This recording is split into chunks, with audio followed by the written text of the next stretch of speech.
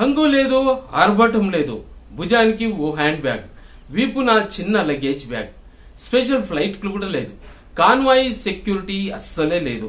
ఓ సాధారణ కాంగ్రెస్ కార్యకర్తల హైదరాబాద్ లో ల్యాండ్ అయ్యారు తెలంగాణ కాంగ్రెస్ కొత్త ఇన్ఛార్జ్ మీనాక్షి నటరాజన్.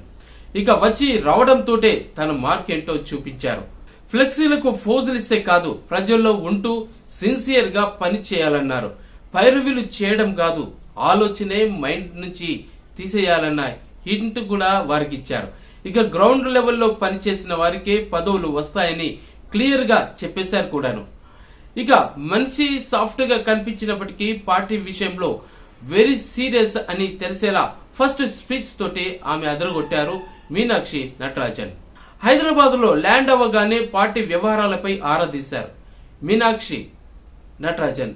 పార్టీలో నేతల మధ్య గ్యాప్ ఉన్నట్టుగా గుర్తించారు. సీనియర్ జూనియర్ తేడా లేకుండా పనిచేయాలని కూడా ఆదేశాలు జారీ చేశారు. ఇక విభేదాలు వివాదాలు సృష్టించే వారిపై కఠిన చర్యలు తప్పువని సీరియస్ గానే వార్నింగ్ ఇచ్చారు. ఇక టీపీసీసీ విస్తృత స్థాయి సమావేశంలో పాల్గొన్న ఆమె కష్టపడ్డ ప్రతి ఒక్కరిని కూడా తప్పక గుర్తిస్తామని చెప్పి ఈ సందర్భంగా స్పష్టం చేశారు. ఇక పార్టీ కోసం పనిచేయడం లేదు, సీఎం రేవంత్ రెడ్డి కీలక వ్యాఖ్యలు చేసినటువంటి విషయం. ఇటు సీఎం రేవంత్ రెడ్డి సైతం విస్తృత స్థాయి సమావేశంలో పాల్గొన్నారు. సీరియస్ గా కామెంట్స్ కూడా చేశారు. నామినేటెడ్ పోస్టులు వచ్చిన వారంతా పార్టీల కోసం పని చేయట్లేదన్న ఆయన, పోస్టులు రాని వారు పదవి రాలేదని కూడా పనిచేయడమే పూర్తిగా మానేశారంటూ అక్కడ ఆ సమావేశంలో ఫైర్ అయ్యారు. ఇక మంచి మైకులో చెప్పాలి, చెడు చెవులో చెప్పాలన్న ఆయన, కాంగ్రెస్ పార్టీలో కొందరు నేతలు వారు మాత్రం చెడు మైకులో మంచి చెవిలో చెప్తున్నారంటూ ఆగ్రహం వ్యక్తం చేశారు. ఇక ఇలాంటి పరిణామాలతో పార్టీకి ఇబ్బందులు వస్తాయని చెప్పి చెప్పుకొచ్చారు.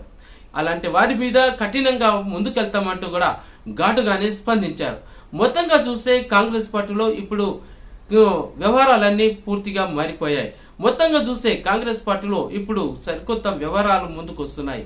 ఇక నుంచి ఎవరైతే సక్రమంగా క్రమశిక్షణ పేరుతోటి చక్కగా నడుచుకుంటారో వారికే అనేక రకాల పదవులుంటాయి, వారినే గుర్తిస్తామని చెప్పేసి అన్నట్టుగా సమాచారం అందుతోంది.